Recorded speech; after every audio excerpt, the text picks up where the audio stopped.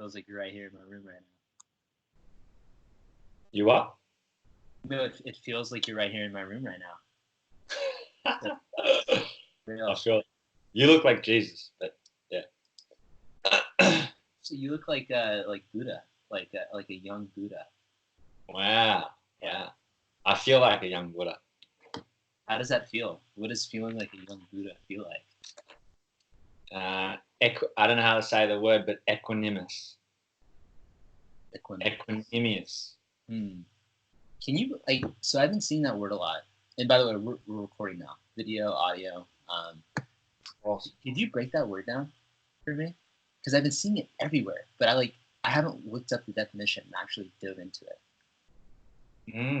I wonder what the definition actually is.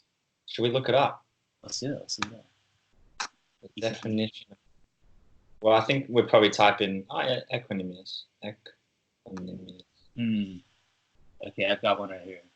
Calm and composed. So that's how you feel right now. Yeah, it's like there's stuff happening, and it's like an immunity, yeah, to outside energies and emotions and things, and it's like a constant calmness. It's a quiet mind. Interesting. A light body. Yeah. You know what's fascinating? Okay, so just so the listeners know, we met in India in an eco village called Auroville. I think it was in August. And we met. When I first saw you, you were sitting at the table talking to our friend Sarah. And there was such a calmness about you. Like you were so just like, I don't know how to quite put it into words, but you were very calm. You were very composed. And then when I talked to you, you were so articulate with everything. And I feel like I know for that night, we spent like 3 or 4 hours just diving deep into spirituality, into science, into business, into entrepreneurship. And I remember you asking me, you're like, dude, did you even eat? Did you have dinner? It was like 11 p.m. And I was like, no, I haven't eaten, but this conversation is fueling me right now. And I can see how that state of mind really fueled our conversation because it was calm. It was collected the whole time. So just wanted to put that out there. Thanks for being here with your state of mind. Really appreciate it. You're welcome, brother. You're welcome. Thanks for having me here. Of course. Thanks for being here. So if you wouldn't mind, I'd love to hear a little bit more about why you went to India, why you went to Asia. Because when we met, we talked about kind of you were on this journey, you were exploring the world, you were exploring yourself, but I don't think we ever dove deep into why you went, what brought you there. Great, awesome. Look, I can answer that from 3 points. And it's like there's why I thought I went before, and then there's the realization in hindsight after. Yeah. And, I had just been through separating from a relationship, ending a relationship with the CEO coach, completing and ending a lot of things. I was going through an identity death, and there was a lot of sadness and depressive emotions and states of mind. And I'd always had this for about 18 months, this idea of going to India and Sri Lanka. It turned out I ended up going to India and Nepal. And I had put it in my goals to do it with my partner at the time. But I realized I just kept putting this trip off for other things. Yet, whether you want to call it my heart or my soul was like calling. And so I brought it forward. And you could say I wasn't really sure. It was just like a calling, like a knowing, a self-discovery journey. And then on it, I was walking that path, and again, not knowing. And something I've really learned, is walking the path is different to knowing the path. And my brain or mind always wants to know the path, but really to know it, that's just crippling. We actually need to walk it. And in hindsight, I was doing this consciousness energetics program, and they're talking about the 7 states or energetics of consciousness. It's just one model. And they're going up the realm. So it starts off at the physical energy, this T-shirt, spiritual gangster, this face, and then it goes into the etheric. So the sensations we feel in our skin. right? Then it goes into the emotions, the energy and motion. But are they actually happening in the body? Sometimes they're happening out here, right? And then it starts to go into the lower order thinking, where most of society is just thinking, but oh my God, they're not my beliefs, they're not my thoughts. And then it goes into astral, all the great philosophers of our time. And I realized, wow, I spend so much time or energy, you could say, in astral thinking. Astral thinking. I mostly suppress my emotions, physical reality. Yeah, I'm not in my body much. I'm just in this higher order thinking. And then it talks about soul and spirit. And soul is more in and spirit's more expansive and outer.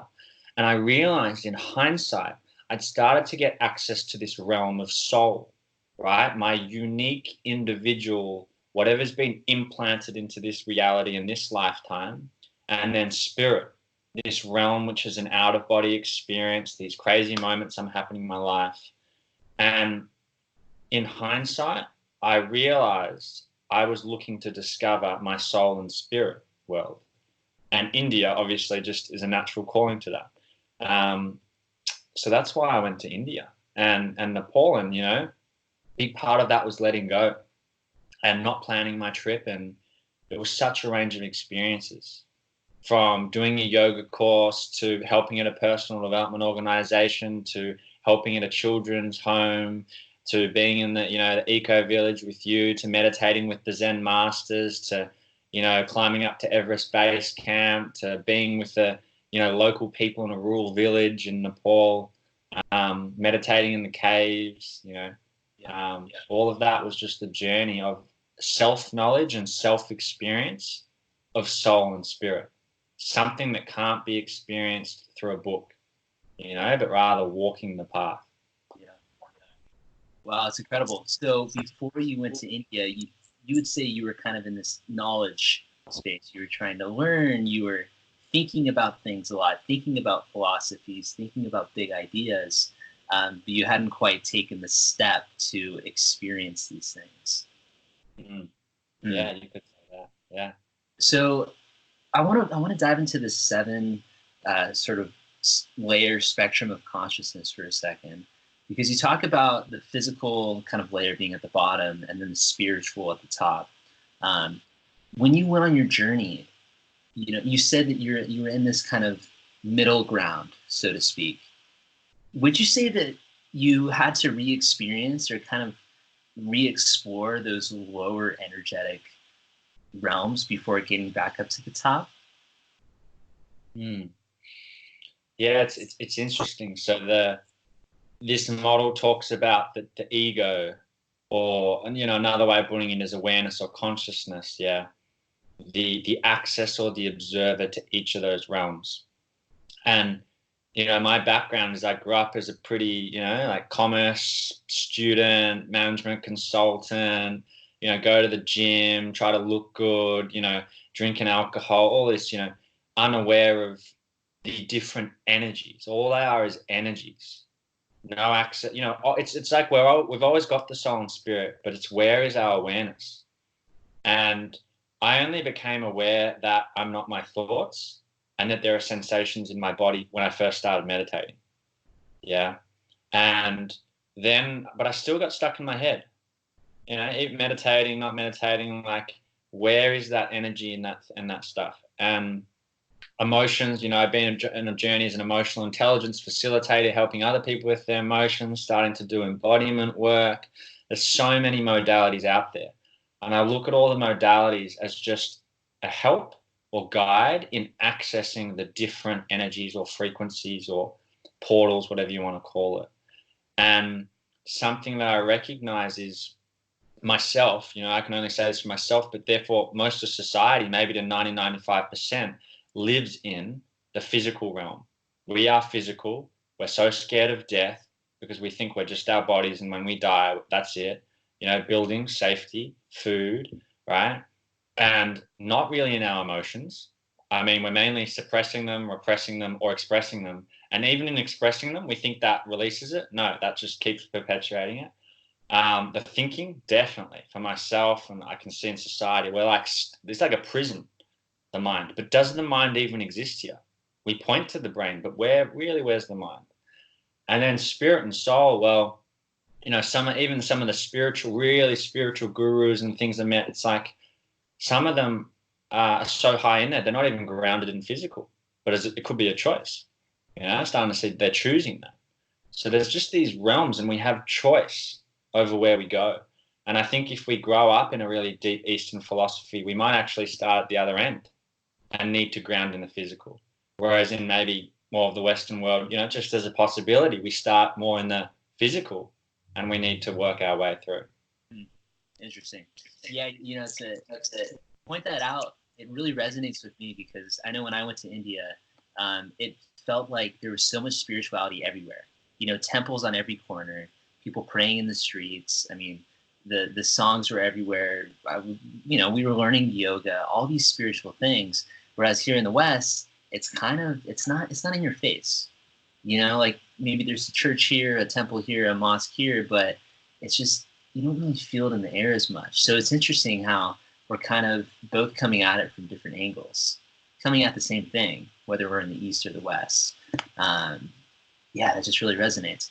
So you went on this journey to explore kind of these different energetic levels to not just learn about spirituality and who you are, but to actually experience it. Um, and I'm really curious to know if there were any moments on this journey where things kind of clicked.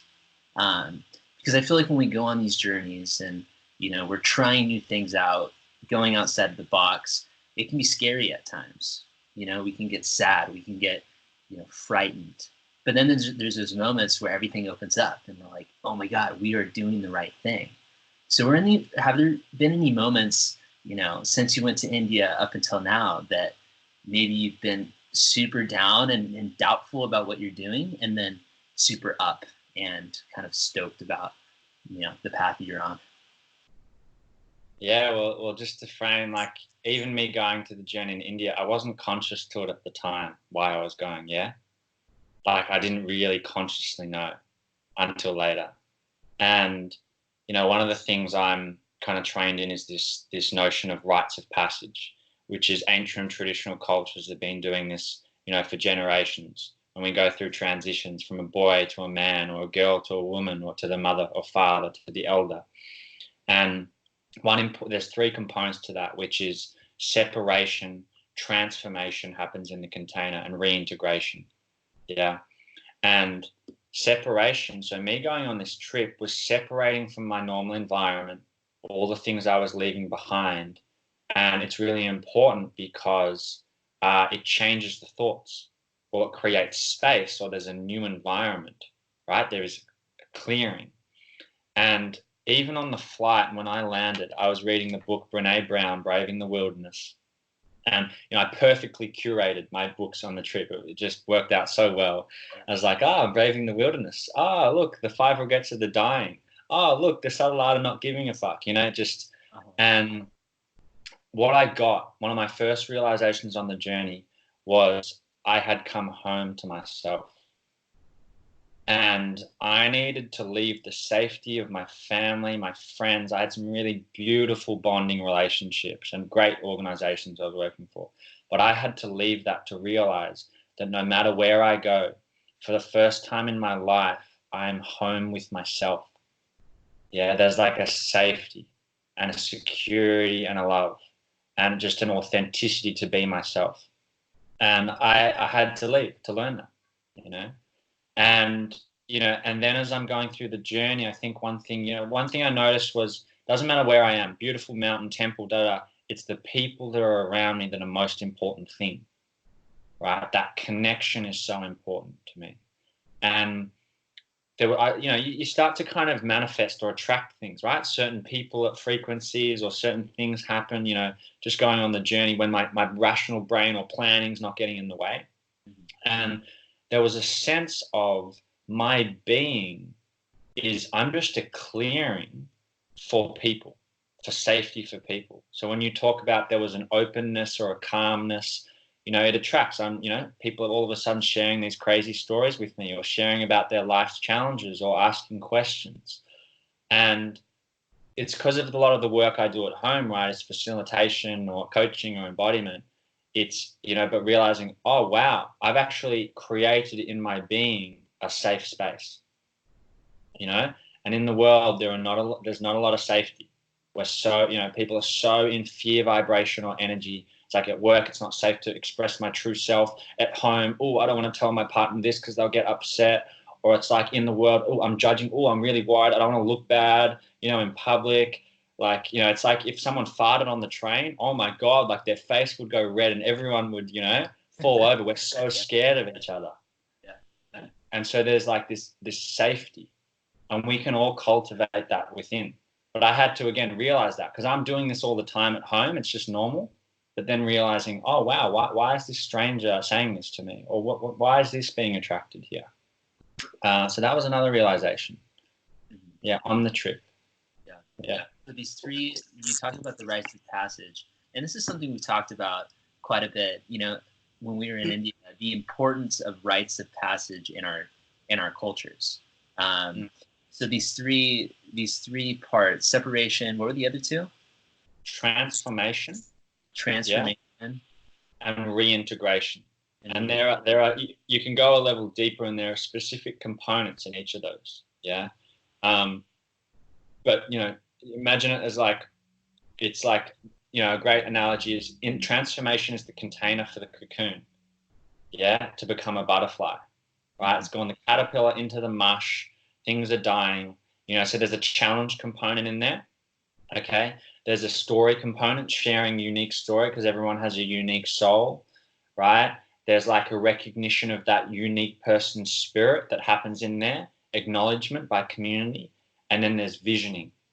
And then out comes the butterfly into the reintegration. Yeah, it's a transformation. It's a paradigm shift. It's a complete new being. So reintegration, to give you an idea of that, upon coming home, I organized a family dinner with my family and a lunch and a beach session with my friends. And it happened to be at a Nepalese restaurant. And what's really important is I brought them together to acknowledge the contribution. So in gratitude, as I went away reflecting on what these people mean to me, writing some of them letters, the contribution they've been to me in my life, sharing part of the journey and the insights. And then what's important about that is sharing my transformation. Because unless I share it, if I withhold it because of fear of, tall puppy syndrome, whatever, like which stops us, they won't know who I am. And if they don't know who I am newly, they will keep speaking and listening to me from the old Kristian as an identity. So when I share the transformation with them, they now see it newly. And this is why when the reintegration component is a lot missing. It's like some person has this transformative journey, they go back to their intimate relationship or their family, and they keep seeing them the same. And this person's had such an expansive experience. And then that's why people go into this post-travel depression. Yeah. Or, they've had a transformative experience and then this like low point because they're like, oh, these people haven't changed. And it's not to be a victim. They don't need to change. We can't force people to change. It's to take responsibility for sharing the transformation and having those people see who you are. Interesting. So when you share your new self with the world, because I think this process is so important. I see a lot of people go on big journeys and come back and, they just want to go back out. They want to keep traveling. I know I experienced that myself. I went out, I came back, and I was like, wait a second, I got to go back out again. I got some more transforming to do. But then coming back and trying to communicate that to people it's pretty challenging. So I want to break this down a little bit for people that might have experienced something like this. Like, what are specific things that you can do to reintegrate yourself for yourself and for other people? So one, maybe bringing people together and, sharing your experiences. Is there anything else that you've done or you think people could do to present that new self to the world? Yeah, I mean, one thing is I definitely put time aside as just slow down time, reintegration time. So for me to just keep my daily practice going in the morning, that's an achievement. To take time to journal, to integrate some of the insights from my trip, just to take that slow time, right? And I get a lot of people may not have the benefit of that, right? They go straight into the full-time job or the different things. So there'll be different ways that people can do that. But it's important to reintegrate. Otherwise, we just jump straight back on a treadmill, right? And it's like, well, if we're jumping straight into a treadmill, we haven't maybe necessarily learnt or integrated the lessons we learned. Because I imagine when most people travel or go away, their values reset. They start to realize what's important. Yeah. Like, things become a little bit different. Yeah. And then the other component is really enrolling the community in that. So the people that you really value, picking your closest family and friends, who do you want to share this with? And it's not just about sharing me. In sharing, people discover more of themselves. If it is shared in such a way, it actually speaks into people's hearts and souls, and they see their own lives. This is how we listen. We see our own life in someone else's sharing. Yeah. So there is, do not hold back, no tall poppy syndrome, no selfish thing, but actually sharing is a gift and a contribution to other people. Fascinating.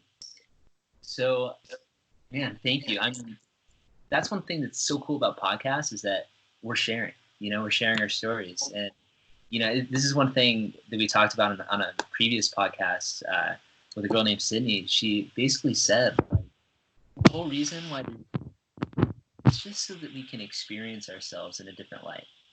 If it was just one being, like, how fun would that be?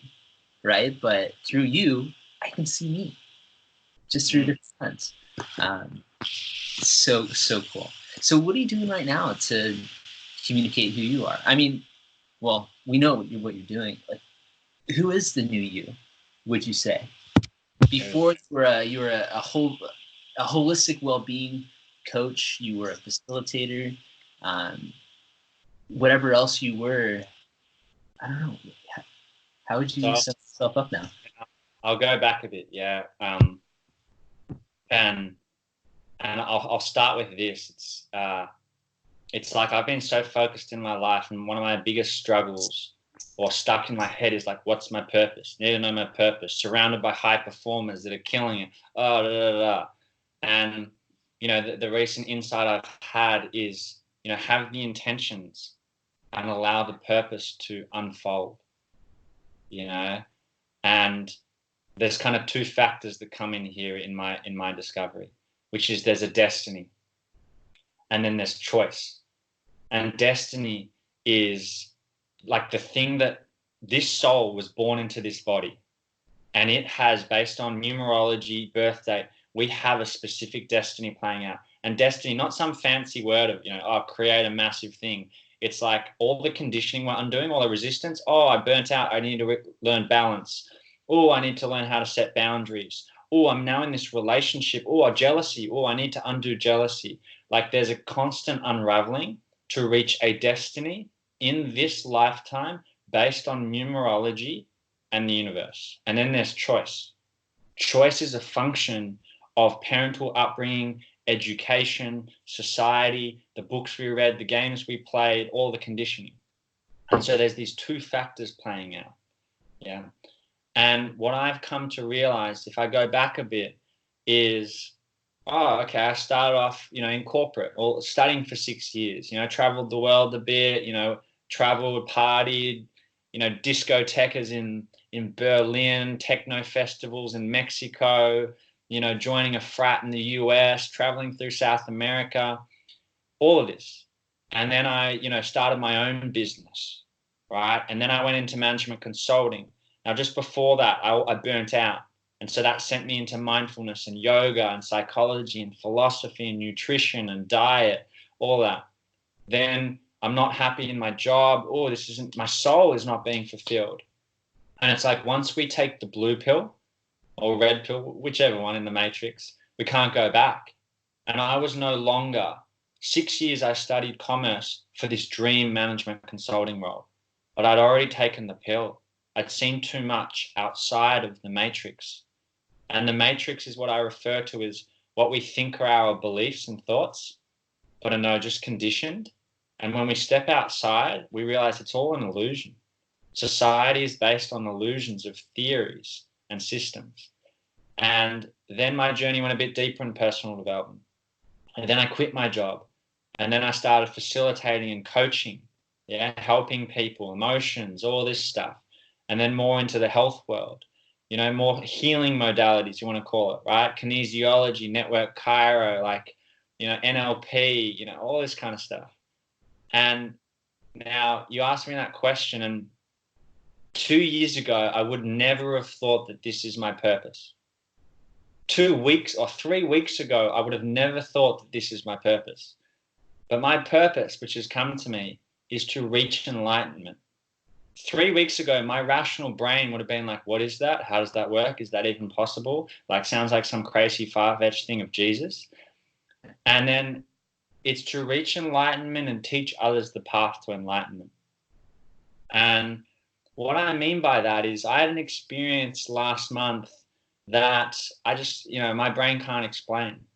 Is I was out in the bush, you know, with a wise lady doing healing, and I started to see visions of past lives. I started getting these massive rushes of energy where I really didn't need to sleep much.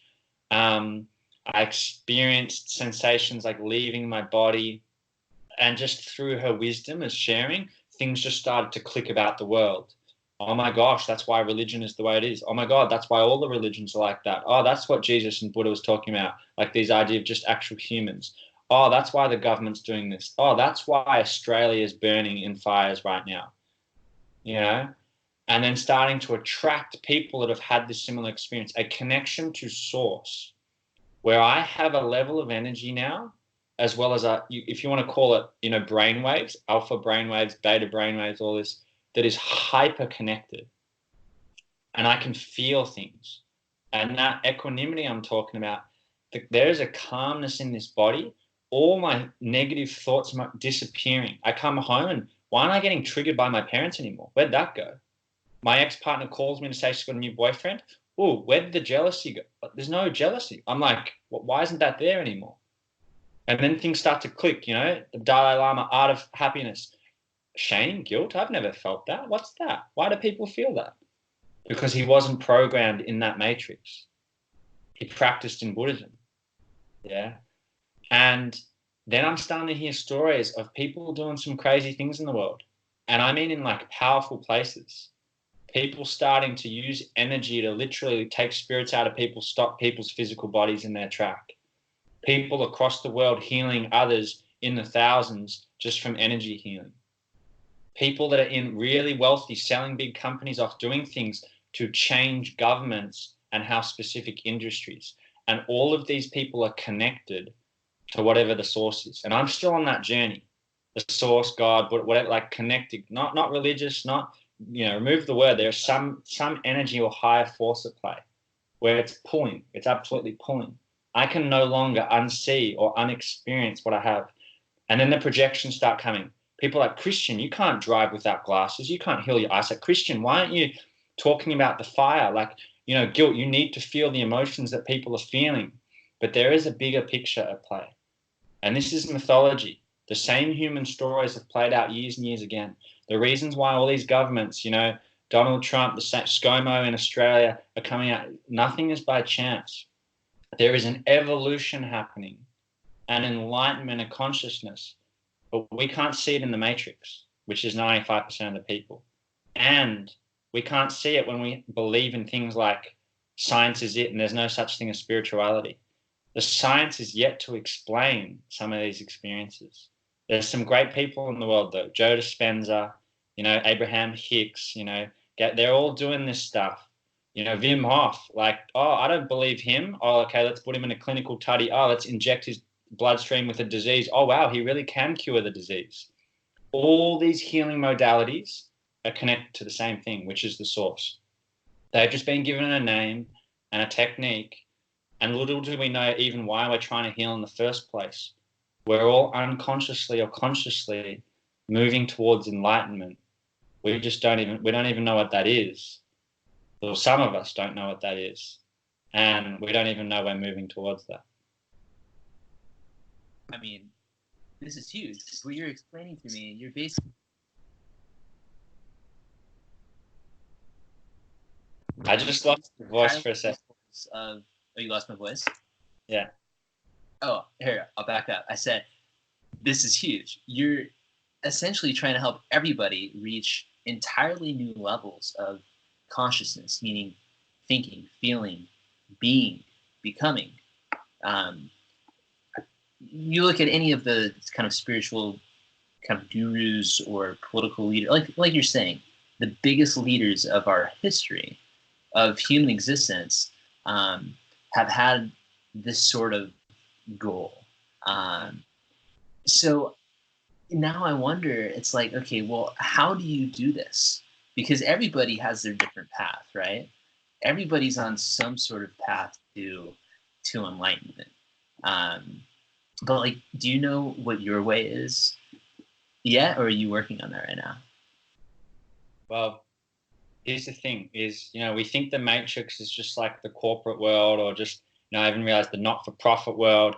There's a shadow. Not to downplay any. I don't want no negative thing, but for myself, okay. It's people will I know you get triggered and projected, but I'm only going to speak from my experience. Yeah, I've been in those worlds. And even in the not-for-profit world, I was there, or the impact, I need to make an impact, was coming from a lack of self-worth, right? And so there's this whole pressure of guilt on our young generation. I see it in schools. You need to make an impact. You need to make a difference.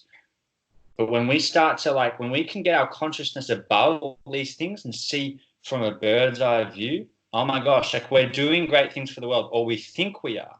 But I've met some very influential not-for-profit leaders and things like that now who are validated highly by society, winning big awards. And when they've had an awakening similar to what I've had, they're like, wow, what I'm doing is not actually necessarily benefiting the world in the way I thought it would be. What do I do now? There's almost an identity crisis because it's so validated by society.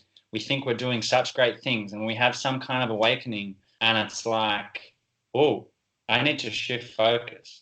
Yeah. And I'm just on this journey just as they are. So I don't have answers for people and everyone.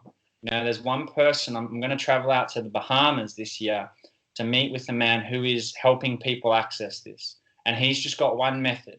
But the way he speaks, from a friend's told me, is he's also in the discovery at the same time as teaching it. And it's like when we look at our wisdom traditions like yoga's in a matrix. Yogananda brought it to America. Now we got Lululemon, we got all these yoga classes. But yoga is not connected to the source. Ayurveda, Reiki. The person who invented Reiki was this intuitive, taught it to a woman who was left brain rational, processed it out, we got a name for it, taught it to the next person, taught it to society. You've got all these practitioners around the world. Now, I'm not saying everyone, it's not positive or it's not helping people. But if we're not connected, the individual, the practitioner, or the student, yeah, we're getting a bit of healing, we're releasing stuff. But what it was originally invented for, it's missing a very big component, because we don't even need to know all the postures, all the certain things. Everything is within. All the great gurus have said this. Everything we need to access. And in my experience, it's actually about remembering. The soul has had multiple lifetimes, shoots out, body dies, comes back in, multiple lifetimes. It's about remembering. Yeah. And when we can remember, everything is within. I'm reading stories in book like Letting Go. This guy was so scared of dancing. One day he just got up and dancing and just discovered, oh my gosh, why am I such a good dancer? Becomes a professional dancer. Where did that come from? There is a remembering, but that takes a massive amount of letting go of all these beliefs and rational thoughts that we think are real. And I've learnt these in school and uni and, my science, I'm validated. No, there is something greater at play. It's letting go, it's remembering. And, even kinesiology, why has it just been taken off the insurance schemes? Because it's been proven to be ineffective in the science world. Yet something I've come across is that if the practitioner and the person that's being, muscle tested has a consciousness below the energetic frequency of 200, which is the frequency of courage, the results are likely to be 50% less accurate, right? So I could go see a kinesiologist under the frequency, acting in fear and shame, I could go see an enlightened one, and it's not about the kinesiology. It's about who the consciousness of the individual. You know, a shamanic practitioner in any modality will not be doing it from a book and process. They will be feeling, intuitively knowing, connecting to something, and healing. So basically, you're saying if you have the best, quote unquote, best shaman in the world, the only way that he's really going to connect with somebody that's going to him is if he gets on their level, or if they meet halfway at this sort of frequency with them together. It's like this: if whatever the practitioner is above a certain frequency, any modality, it's going to be positive, right? And if they're above you in a frequency, it's going to be positive, right? And if you're both at a certain frequency, amazing. If you're at a low frequency, so let's make this kind of more real for people. Consciousness, let's relate it to emotions. Emotions are energy in motion. We have some in us, they may be outside of us, we're receiving them, you know. I'm receiving trauma from all the sadness Australia now. Like, there is energy moving through. Sometimes, you know, when you just feel sad and you don't know why, stuff is moving, but we don't see emotions like that. Yeah, in our Western society, right? And there is a scale, which is the lower order emotions: shame, guilt, anger, fear, where our society pretty much sits. There's courage, which is the entry point into positive emotions. Brene Brown, why she's so big? Because she's studying shame and courage, which is meeting society's consciousness where it is currently at. This is why her destiny is unfolding. There are people that are doing work way higher up in consciousness, right? That maybe not getting society recognized yet, because society is getting met where it's at on a certain journey. These fires in Australia wake people up slightly. Many people, again, go back to sleep, go to the matrix, go into fear. I need my job. I need my partner. I need to feed my kid. You know, like, oh, my partner divorced. Like, when we get up to the frequencies of love, joy, and presence, peace, enlightenment's the next. And when I say like peace, it's not, I don't need to go meditate every morning. This will help.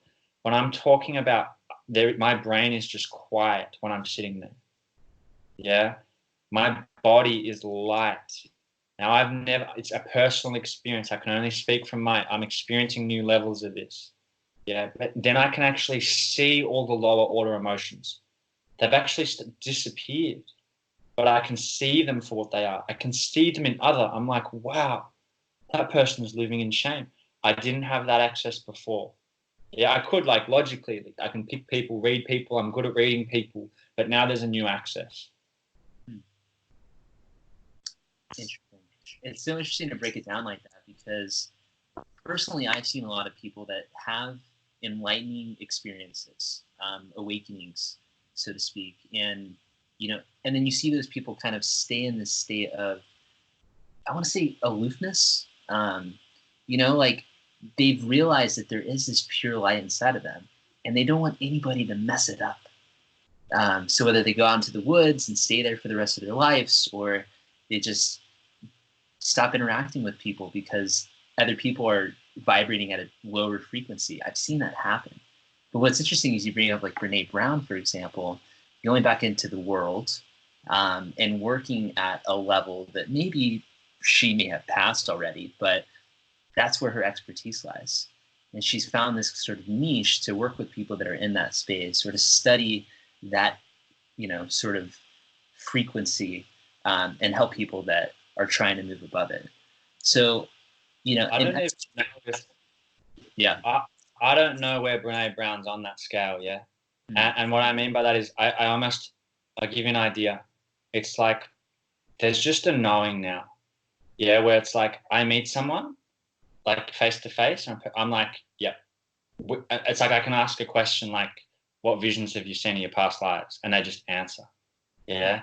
Or there's like, even if someone doesn't remember, like I met one of my family's friends the other day, this big Sri Lankan man, and I could just tell this guy's had past lives, he's wise, boom, open up a convo, around a table, never met the guy, right? Like, it's like, well, what's he going to think? He's like, yeah, I was trained to become a priest, but I didn't go down that path. I lived a normal life. Now I'm suffering these health issues. And I just started talking this stuff into existence. Now, for a person that's like, pretty close to that stuff, right? He was like, I could see he had negative views of religion, but he was soaking it in. And it was almost as if his cells and soul was remembering something. Yeah. Now, Brene Brown, I don't know where she is on the scale. I actually have no idea, right? But it's like, to even give you an example, someone who's religious may have not access to what I'm talking about. And I've talked to someone, I'm like, oh, they talk about God or, they don't necessarily have access to this, which is interesting. So even the idea of God, there is a connection to something. And then there's, I don't know what that other connection is. I've never experienced it where you talk about God, you look to God. Because this is a blend of like God is a word, stories have been created over time. It's amazing. Jesus, the story has lived on for 2,000 years. There must be something in it. But whether this is the merge of energy, consciousness, God is a word, Buddha, all these stories are connected to it, but then they lose the connection through words. So even the words we're saying right now are not that important. Interpretation, yeah. But then when I meet someone and they're connected, there's a knowing. It's like we're just talk. I just know. I know you're connected to what I'm connected to, and I don't. Again, I'm on the journey, so I don't know how to dissect that or explain it. Maybe you've got questions for me to help, but that's my experience at the moment. And reading even this book of talking about you've seen people go aloof. David Hawkins, the author of Letting Go, very spiritual master. He talks about his experience at the back of the book, and he left his body. He was in this experience. He left his body. He came back in. He left it. He went into the woods for a couple of years. Then he realized, no, I got to come back because his destiny and choice. He's making choices. And when he came back, he created this organization. So many people came to get healed because what he was doing in his psychiatry work was next level, and society wasn't necessarily ready for it. Some people called him crazy. Like people are going to call me crazy, all these other people crazy, because anything that challenges our belief system or values, I need to protect my beliefs. I think everything's real, right? But from my own experience, I'm like blowing my beliefs open every day. What's true one day is false the next. So I don't know where this journey goes, but there's a path to walk. It's so one thing that Sri Aurobindo talks about, our favorite guy, Auroville, he talked about the triple path. The first path being knowledge, the second path essentially being experience, or that love connection. It's sort of invisible, but it's there. You feel it. And then the third being service or work. And that was, one of the big ideas of Auroville was this idea that, you could study and learn all these philosophies, or you could devote yourself to or the mother, and then you could go out and build something and create something in this world to help people around us. So when you talk about sort of these three different areas, it brings back memories of good old Sri. And again, that's just another story. It's another way to sort of rationalize this whole process. But it's a fascinating one nevertheless. So I'm wondering for you, some of these things that you've had to undo, that you've had to unravel personally, would you be willing to share anything specific in terms of very powerful experiences? Yeah. Whether it's a trauma or whether it's a relationship or whether it's just, dealing with your own sort of finding mental peace. Yeah, I can share that. And I'll share one thing which you or anyone that ever listens to this may wonder is like, how do I get on this journey, or how do I, and I don't know the answer, but I know that there are things like destiny and numerology and destiny readings and these things, and that can help us, guide us a bit. But even the idea if we live multiple lives and we come back, our soul comes back into one life, either as a child, a student, the teacher, professor, and the wise woman told me I'm a professor. I need to remember that. I need to help people, right? So it's like not even worrying about this lifetime if I reach it or don't, because we're always walking our path. We got multiple lifetimes to do it, right? We think there's only one. Again, a month ago, I didn't know anything about past lives. I've had to experience it, yeah? And like there's these crazy things coming to me now. I just learned Tai Chi all of a sudden in 2 minutes. But it's walking the path, is following. Like I went to India. It's following something, yeah? And I don't need to know what it is. Bliss, a joy, a calling. You know, it's like even someone hears these words today and they reach out.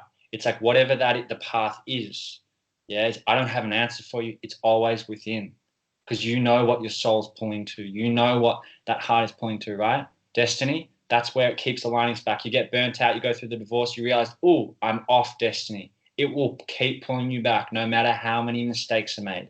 It'll keep pulling you back. And then there's choice. And we can choose to keep resisting, keep suffering when we know we're living in fear, or there's choice to come back. And to give you an example of my journey, a big part of it is people always say to me, Kristian, you're so courageous, courage. You know, they say that to me. It's like I don't even necessarily think of that anymore. I'm just being me. And that means undoing. And I'll give you one example. You know, a month ago with the healer, she said this is the first time she's had this in 30 years. There was some massive energetic release in that room. And it went down my right leg. It went down her right leg at the same time. And we released something. And she turned to me and she said, Kristian, we got punished in a previous lifetime, and we were just released that fear. Yeah. And like, again, at the time, I'm like, I don't know what fear you're talking about. I don't know what that is. I go back into life and I discover. And, you know, this is what I mean by fear mentality. People are coming to me, they're like, Kristian, are you sure you don't have psychosis? Kristian, are you sure? Like, you know, but again, that's the way our society reacts. Even mental health, autism, these things in some communities have acknowledged that people have gifts, psychic abilities. I hear so many stories of people with healing psychic gifts when they're a child. They shut them down in their teenage years because of, you know, society and I've got to fit in. Parents shut them down when the 5-year-old's off somewhere doing some, you know, but they're actually doing something we don't know about. And then it comes back in their 20s, 30s, 40s, 50s, 60s. Or some it never comes back because we just shut it out. Yeah. And for me, you know, I'll share one personal with you is that fear. I've discovered what it is. And it is the fear of rejection or being liked. You know, that's been something I've worked on. I did a program called Landmark Farm. It's great. I reckon it operates at that 200 frequency. And I just got to see, wow, how much fear impacted me. Couldn't quit my job at the time because my whole community's in corporate and all consultants and bankers, and I've trained 6 years for this. How can I leave? I don't have any other skills. What am I going to do? Help me get through that. And I got to see, I dressed the way, I did my hair a certain way, I talked a certain way, my Facebook, everything was out of fear of looking good. Fear of looking bad, sorry. It was about looking good or pleasing people. Now, whatever got released a month ago, the way I'm talking even now, or how I just am with people, is it's like the fear is gone. Yeah, like that fear is just gone. And, you know, and then I start to read things and I'm like, oh, psychotherapy or psychology, they say fear has a purpose. Yeah, when you're inside the matrix and the paradigm of you need fear to live. No. Fear doesn't have a purpose when you stepped out the paradigm and you just are love and you just are presence and you just are joy. Yeah. So again, even inside the conditions, right, you can start to see it. Yeah. There's all these little constraints and limitations to enlightenment. And, but, you know, as real life, it's like I got friends, right, and family. And like when I have had this massive change, it changes everything, you know. But I have abundance of love and joy, but some people can get confronted by that. The conversations we used to be having, like, I don't know if I can actually have those conversations anymore because how I see the world, the system, the beliefs, the psychology, like everything, I'm in a new paradigm. Yeah. I can't just have the joke about that or this about that. So everything changes. And so it's a constant letting go, non-attachment. I love all these people. I love you all, you know, knowing, and some things will just change because people's paths are different. You know, there's this idea of just complete non-attachment, deep love, deep care, but non-attachment, not caught up by the emotions of the bushfires, not caught up by this, right? But a deep care, a deep love, you know, working on humanity, right? And my parents, you know, my mum's reading Letting Go, my dad's reading The Power of Now. In my clearing, enlightening beings will happen. It's like Landmark. When I did it, you know, there's probably 40 people in my community that have done it. We then talked the language, we had power, we had a certain thing. Now I'm on the journey of enlightenment. the people around me will come on that journey. Mm. It's inevitable. I think, yeah.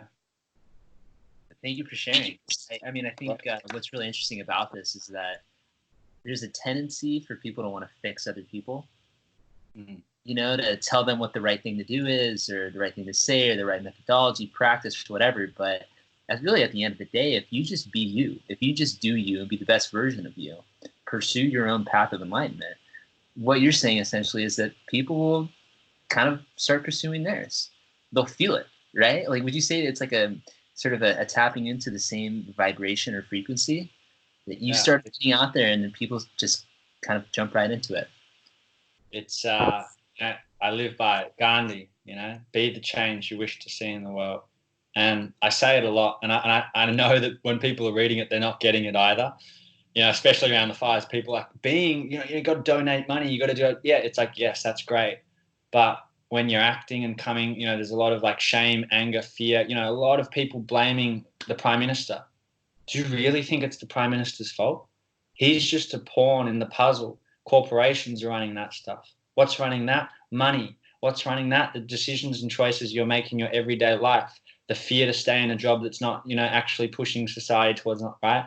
Like, you want anyone to blame? Blame is the avoidance of responsibility for the inner emotions of shame and guilt and anger. Yeah.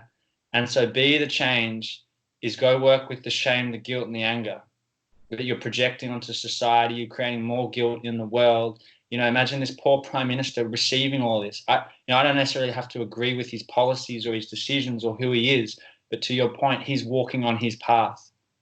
And everything in the world, there's a yin to a yang. We need balance. Everyone's playing a role for the evolution, which is beyond any single one of us. Our egos, how special we think we are, our identities, everything is balanced. That idea of good and evil, or, positive and negative, and da-da-da. And so really what needs to happen is the healing and the be the change at this level. And, to give you an idea, some people, I work with clients and that, and one guy, came to me, he's like, I need to find my purpose, a new career. And, 3 months later, we just had a session today, and he goes, I just need to walk my path and keep walking my path, and I feel content and peaceful. And he doesn't fully know his purpose. He knows the direction and intention. But that is a complete change in his being and who he is and who he'll be in the world. And that's what's not needed.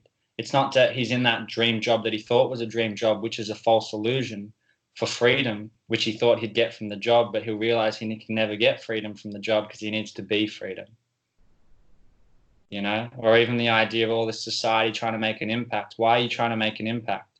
So I can feel valued. Why do you want to be valued? So I can have, self-worth. Why do you want that? Because I don't have that.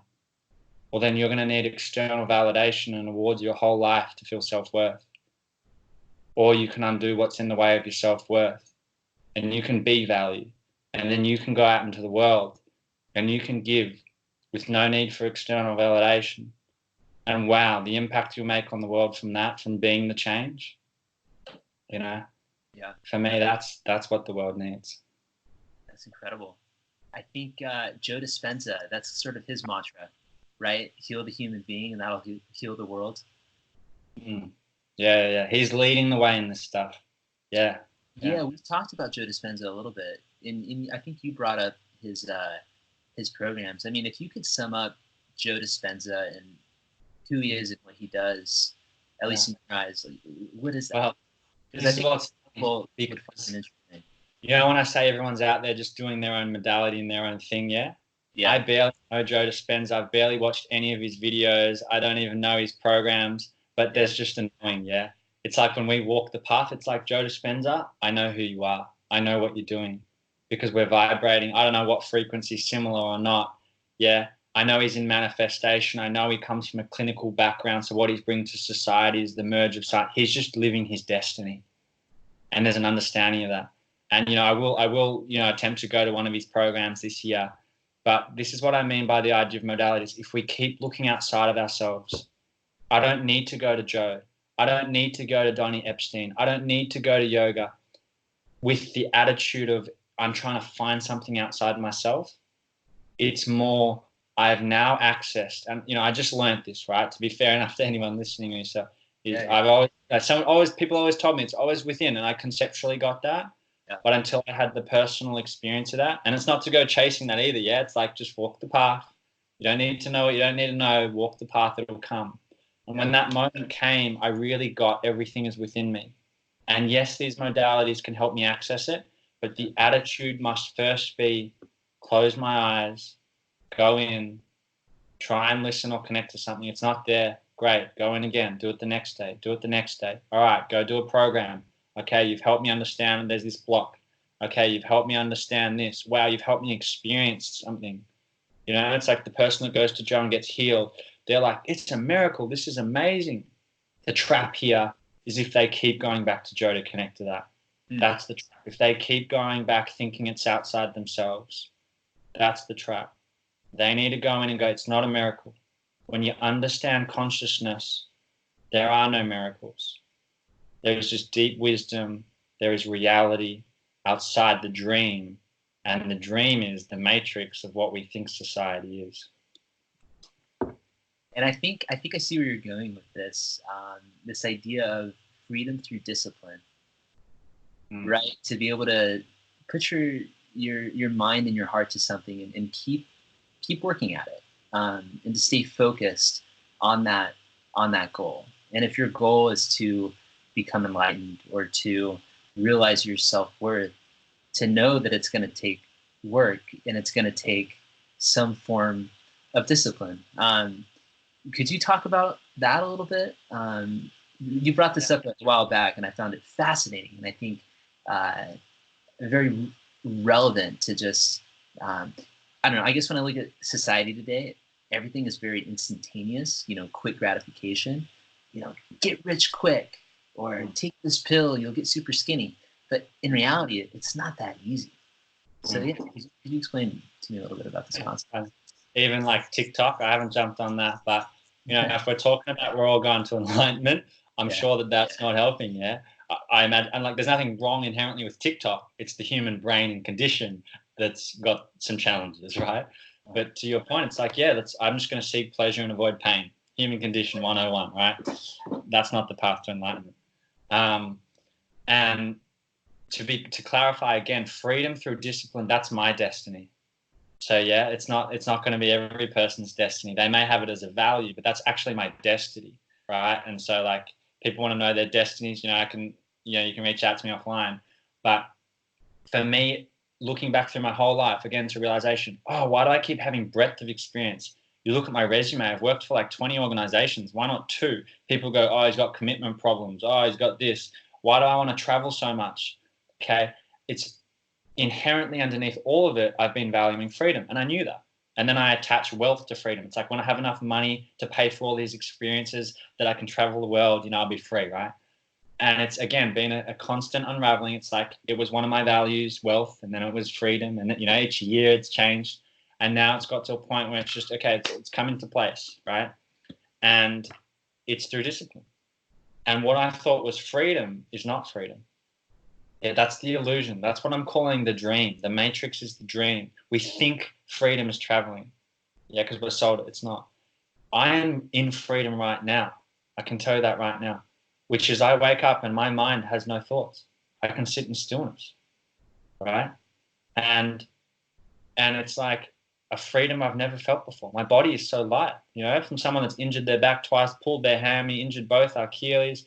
I've like injured my lats right now, because I went too crazy at the gym, because my body, I'm just like full of energy. Whereas, humbled, come back down. But like, I have no issues with that, because there's a disassociation from the body and pain. And the discipline component to that, it's internal freedom. That's the key. Yeah, and that shows out here. And the discipline component, you could say, is attached to, I've even got it on my new vision board. Let me take you for a ride for a moment. It's like step 2, right, is have the discipline to act with constant and universal forgiveness and gentleness, without exception, to be compassionate towards everything, including one's own self and thoughts. Now, that's what I mean by discipline. yeah, it's do my morning Tai Chi and my meditation and da-da-da. But that's discipline. And if I keep that practice going, and I know a lot of people think in material world, okay, how do you make money? How do you work in the, the real life, like all that? It's like that stuff gets manifested. And that's what Joe Dispenza's talking about. That's what Gabby Bernstein's talking about. Mm-hmm. Incredible, man. I mean, this is a lot of stuff to take in. I think when people, so I'm going to put this out there. At least this is how I've always felt about the term enlightenment, right? Like it seems very grand. It seems very big. It seems a little scary, a little crazy. Like, but I think what helps reel me back in is this idea that the light that we're trying to get in is like already in us, and it's sort of peeling layers and kind of sinking into it or tapping into it. That's beautiful. I've never thought of it or put it like that. I would love to right now. I'm going to look up the definition. We love our old dictionary. That's a beautiful way that you just put it. So, of course, it says the action of enlightening or the state of being enlightened. That doesn't really help us, does it?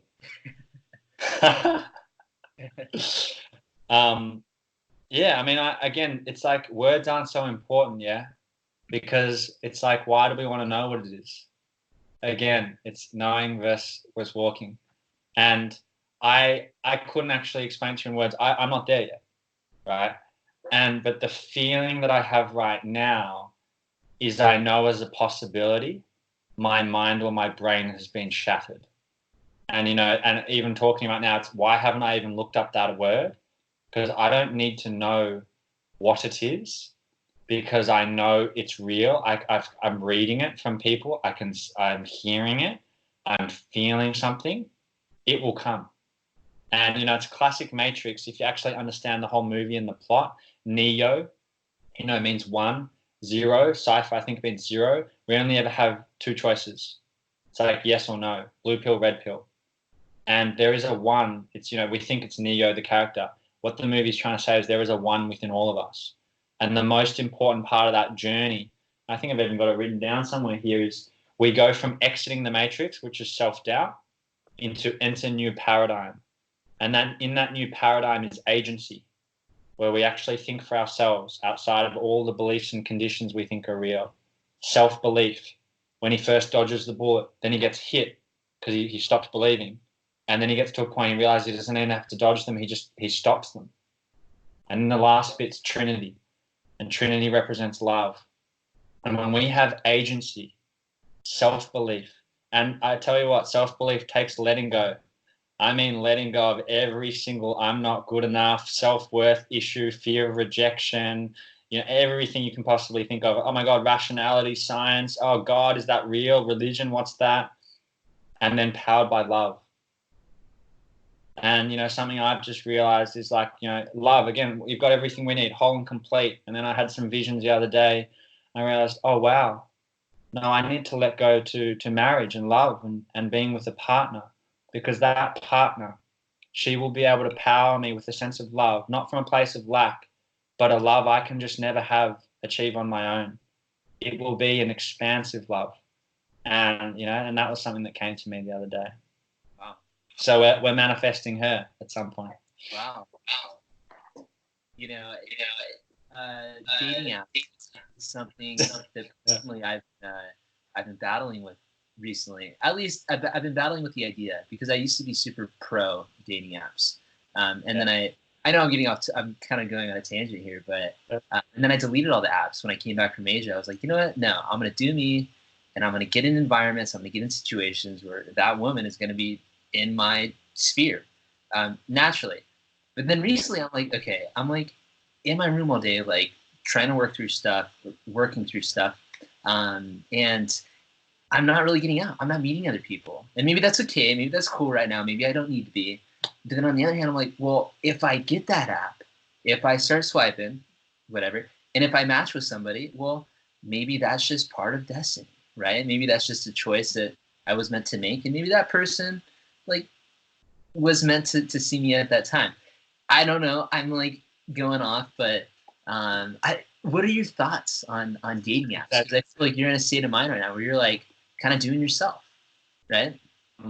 So look, I've had that whole, love-hate relationship with dating apps and da-da-da, and, and to give you a bit of the undoing journey, it's like, went on some dates and did all that, and then got in this whole world of all the women on here are shallow, and what's with all these bikini things, and I'm looking for someone. I don't think I'm ever going to find the person I'm looking for on here.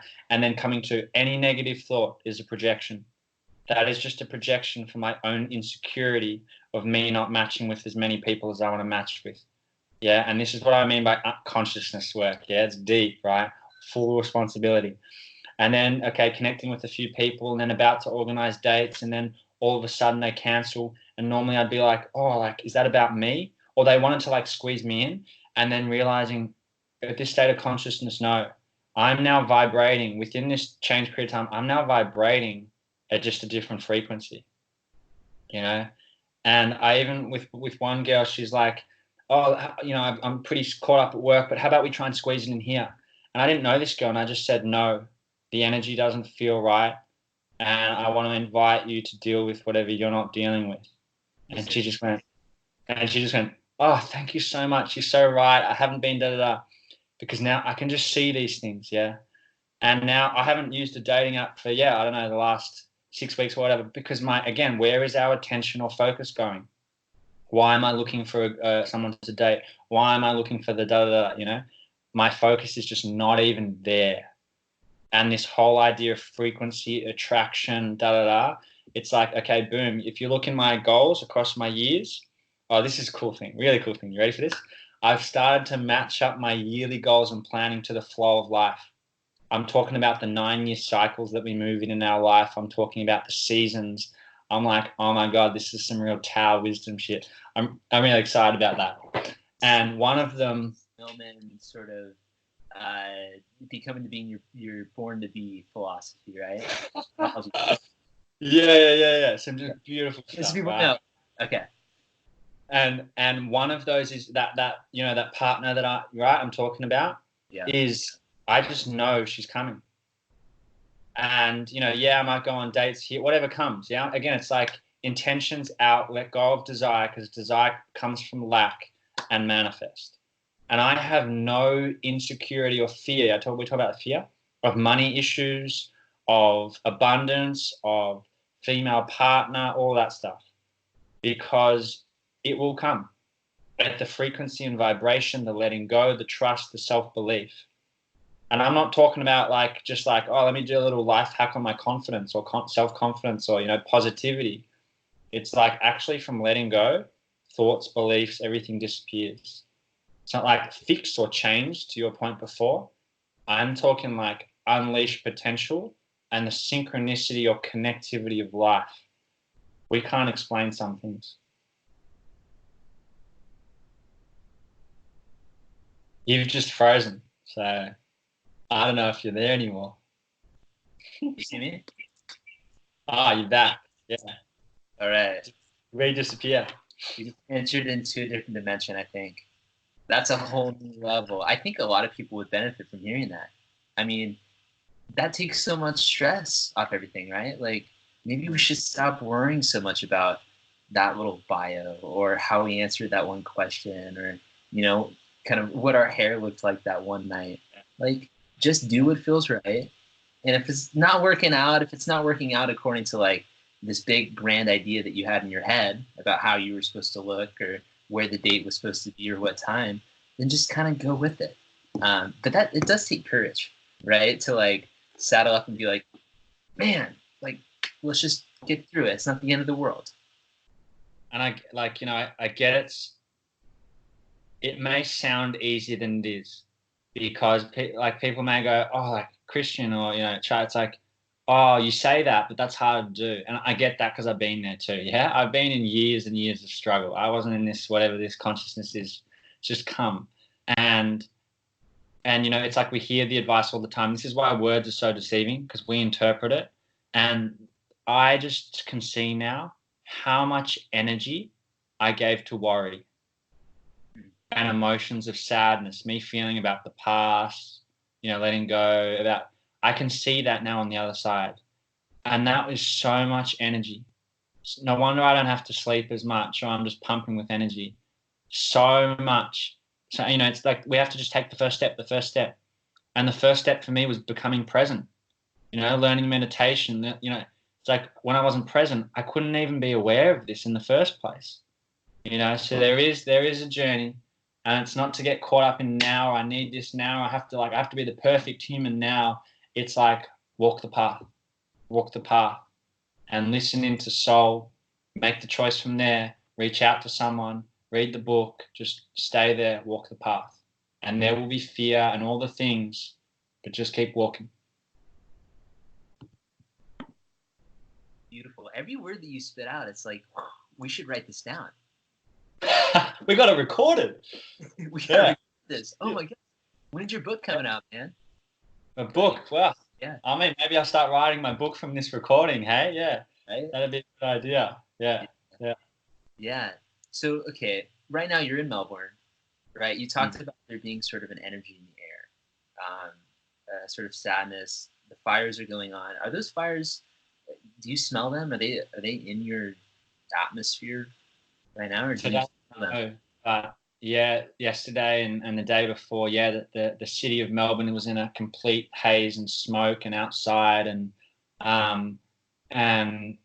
there is a feeling of, people are dying, and 500 million animals or something, we don't know an estimate, are dead and species extinct, and there is a depth and sadness, and I understand and feel why so many people are feeling hopeless and exhausted. And I imagine the people without homes or being displaced, there's so much love and donations coming in, yet, their first feeling is like, I just want some sentimentality back, I imagine, right? From like my photos or, that pair of underwear that I really loved, and I guess I'm operating at a level of, it's seeing the love and the change and the evolution, but I'm still calm, because again, it's working through whatever, the shame and the guilt and the anger. It doesn't help. It really doesn't. And there is important to take actions and donate. But if we're talking at a systems level, like people are waking up, people are still sleeping. And in a month or 2 months' time, they'll go to sleep again. And we're only so awake to it all because it's actually affecting us now. Yeah, the smoke, we can see the smoke. I can't avoid pain anymore, right? But in the work I do, I mean, there is people being, assaulted, molested. There is child trafficking happening. There are wars around the world right now. It's always happening, but it's only when we get woken up to it do we feel it. Yeah, and then if we go into emotional world and land about it, it doesn't help. And so that's why my work and what I'll continue to do, is to help people enlighten. And I'll do my best to try and meet society where it's at, and I really see it beginning with emotions. Because when we have a humanity that's working from, the place of love and support and care, like, even I'm doing this idea of freedom comes from the house or the things. It's like we start to realize how separated we created ourselves, how capitalism is a game, really is a system. There's nothing wrong with it inherently. It's the humans that are asleep in it. We realize this game, we realize, wow, we're so arrogant to think we know how to fight fires when we've been in Australia for 200 years as convicts. The Aboriginal people have been here 40,000 years. They never had mobile phones. How did they know how to work with the land? Because they respected it. So while people are crying and blaming others right now, again, I'm going to, self-inquire. How much have you respected the land? What choices are we making every day? And, I'm not a saint in this either, right? But the question of what choices are we making every day that are conscious? Are they contributing to the planet, to my health, my human body, which is a part of that consciousness, to the consciousness and health of others, right? Those are the real questions. And I think if we look within and stop blaming, that's where the change is.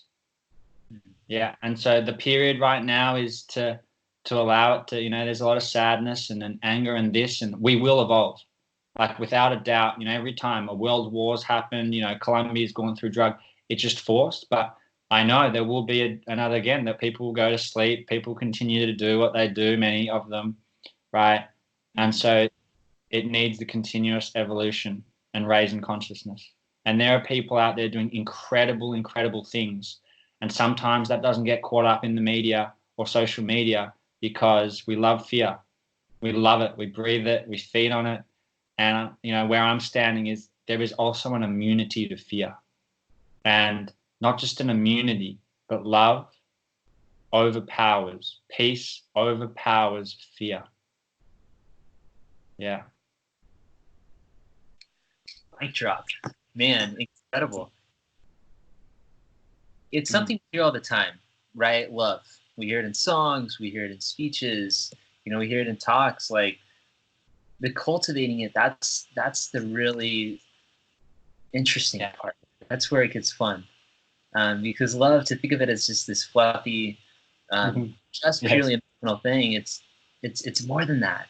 It hits so many different layers of the being. We've talked about this before. There's different kind of.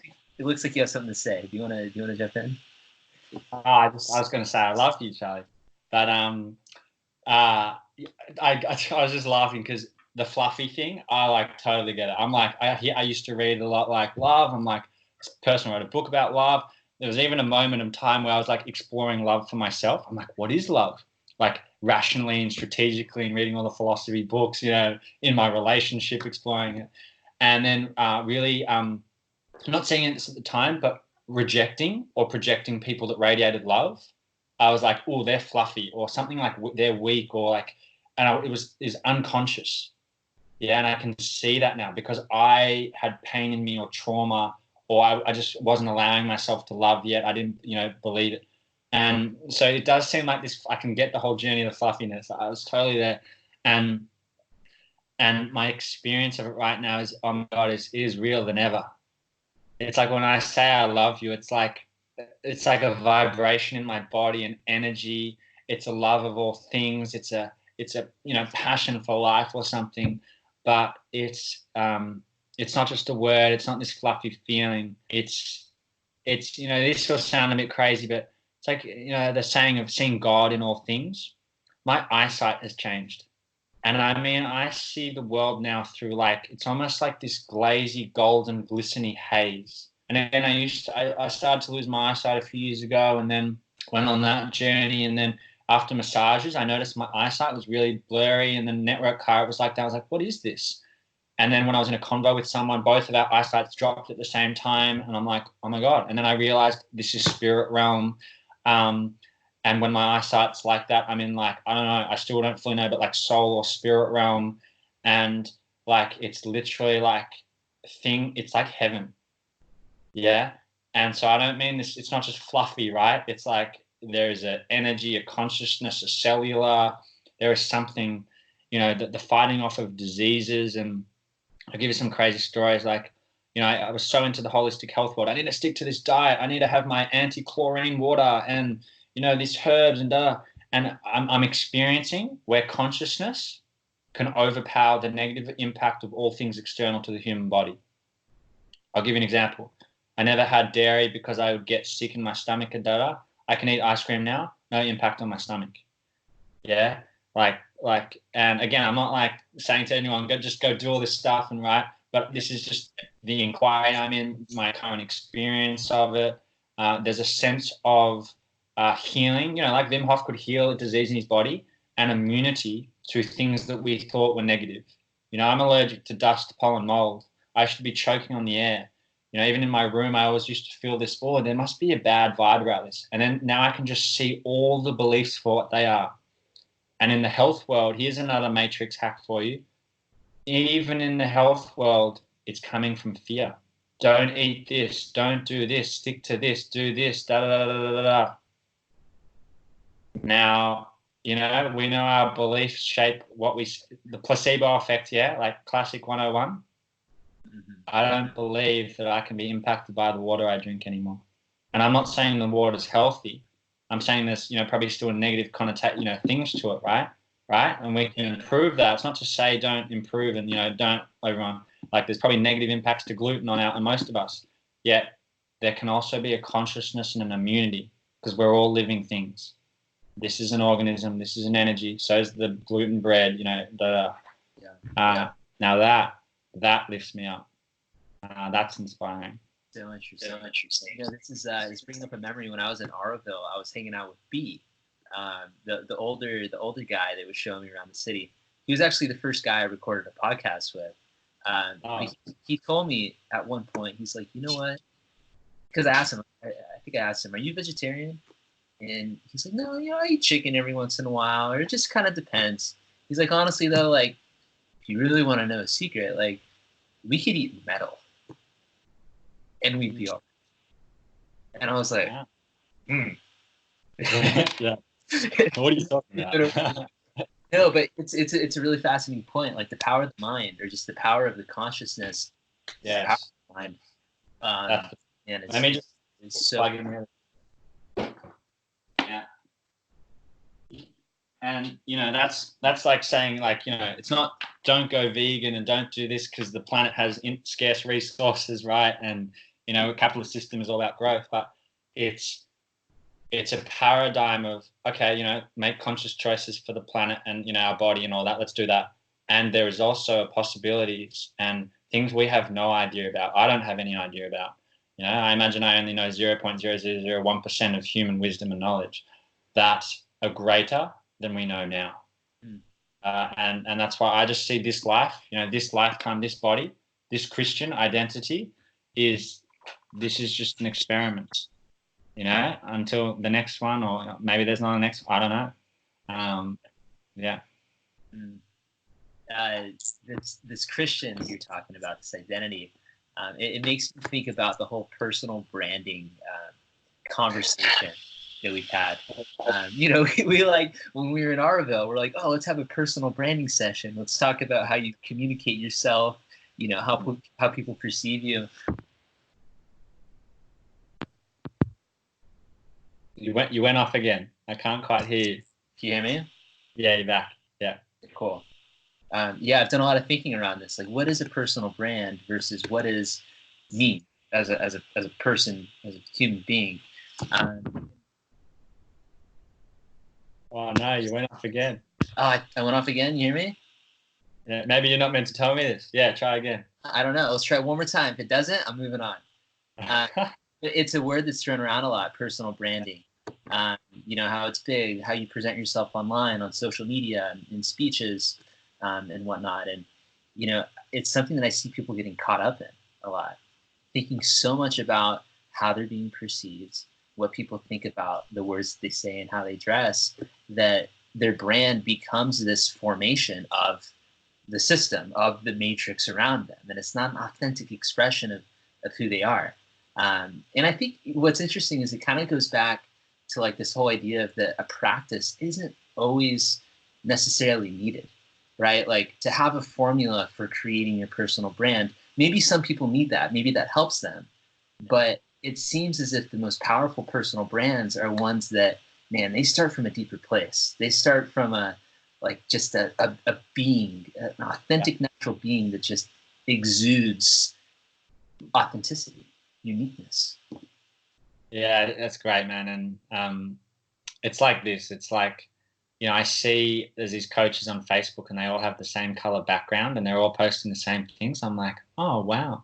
And what I draw from it is, it's like important to learn process, whether it's a sales process or a copywriting like this is our physical reality, right? We need to learn these processes. Yeah. And then there's like, we're just doing the process, or you bring your soul to it.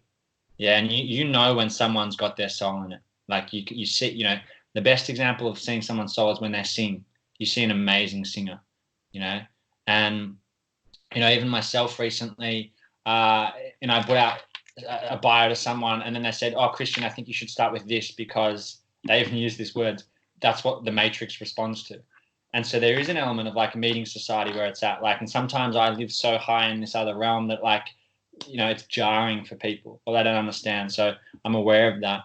And that's why I think it's important also, it's that kind of grounding in physical reality, but again, it's all choices, right? Someone asked the other day in front of a group, should we just market our authentic self or should we do a bit more of this? And then they realized from the feedback from someone, no, they do want to open it up to all of society. The idea, everyone's an equal. yeah, we're all on different journeys, consciousness, different things. You got more money, I got less, but if we're all equal, it's like, no, I want to open this all up. And so, okay, I do need to change my language, and, so there is no, but it's like learn the process and formulas, be your authentic self, and then make choices, and I know people that put spelling mistakes in their copy to get their left brain thinkers out. They don't want any left brain thinkers, you know, versus, I guess my more attitude to this stuff is, all right, keep raising. People are going to have projections at me, all kinds of things. And that's my job, I think, to challenge the beliefs. But I also do need to really meet, if I want to bring people on this journey, there is an element of meeting people where they're at, or society where they're at, but not getting caught up in that. It's an intentional choice, and keep moving, keep shifting the dial. An intentional choice. I think that's such an important word, right? Because you can be meeting people halfway and never really reaching your full potential because you're just staying down. Or you can kind of go reach your potential and then come express it in a way that people will kind of be able to connect with. And that's, man, that's superpower. It really is. One way to keep it authentic is, be the person that you needed 5, 6, 10 years ago. Like, you're just being yourself, but you're being the person you needed. And when you can get so connected to that, whether it's whatever, a coach, a teacher, a mentor, like whatever, your job or role is, if you're being that, like, wow, you're helping the younger you, and you're being you. There's soul in that. I feel like what you just said is going to like sit in my subconscious and pop up like 10 years from now. It's kind of really interesting chord, like this idea that like time isn't even necessarily linear, right? Like, it was funny. I think, do you know who David Dobrik is? He's like this huge like YouTube star right now. He's like a huge TikToker. My sister brought this thing up the other day. She said he made a video where he was super scared because he heard something in his closet. It was like rumbling around, and he thought to himself, he's like, "Oh, you know what? There's no need to be afraid. That's just me from the future coming back to do something. It's just working in the closet there. Let's just let it be." And it was like such a profound sort of thing where it's like, yeah, maybe like there is nothing to be afraid of. Maybe everything is just kind of meant to be, whether it's somebody coming from the future or whether it's just, your clothes ruffling in the closet. Like, at the end of the day, like, just do your thing and don't necessarily worry about it. Beautiful, man. Yeah. So, yeah. Well, I'm gonna have to go soon. Oh, I've got a float tank waiting for me. Out of it. Yeah. Okay. Before we go, do you have time for one more question? Yeah, I do. Yeah. It's something I've been asking everybody. I want to know 3 things about you right now. One thing that you're learning, one thing that you're grateful for, and one thing that you're ready or excited to bring about into the world. Beautiful. One thing I'm learning. I mean, I already said it before, but surrendering and letting go. It's not making an action or effort or intentions, but doing all of that from a place of letting go of all resistance, all negative emotions. And there's just, I can even feel emotion as I'm saying that. I'm like, it's just so graceful, to go through life graceful and effortless and ease. I'm learning that, and I continue to learn that this year. And one thing I'm grateful for, it's funny, I write down my 3 things I'm grateful for at the start of every day. But something I'm grateful for is actually just the gift of life. And I mean the gift, that this soul was planted into this physical body. And so this physical body can actually feel, touch, there's a spirit and a soul, the mind, this beautiful mind, and none of it's me, like Kristian is honestly a name on a piece of paper. It's just like there is a soul walking around in the body on some vegan organic planet in the universe, in some galaxy, Like it's minuscule, you know, but like just the gift of that, you know, the journey. And then one thing I'm excited for, oh, well, I think I'd have to say enlightenment, hey? I'm excited for that, whatever that looks like. Yeah. Amazing. Kristian, thank you so much for, like I said, it's like you're right here in the room right now. We went deep. Yeah. And you're doing some incredible things. And I just want to say it's inspiring and it's helping people out. And keep doing what you're doing because it's changing people and it's changing the world. Thanks, brother. And I have to ask, have you had dinner or did you forget to have dinner? Because I think we got stuck on another. You know what? I don't think I'm gonna need dinner tonight, man. This just filled me up. Plus, I've been drinking this cacao, so like, I'm good. Awesome, man. Thank you. Yeah, thanks for this opportunity to speak, and to anyone that listens, I hope you get something from it. And let's keep elevating, hey, and keep doing what you're doing, Charlie, because you're helping. And you're walking your path beautifully. I love watching you walk on your path. Thanks, man. Appreciate it. Really appreciate it. Run it together. All right. To be continued. All right, brother. God bless. All right. God bless. Take it easy. Enjoy the tank. Thanks, bro. We'll speak soon. So long.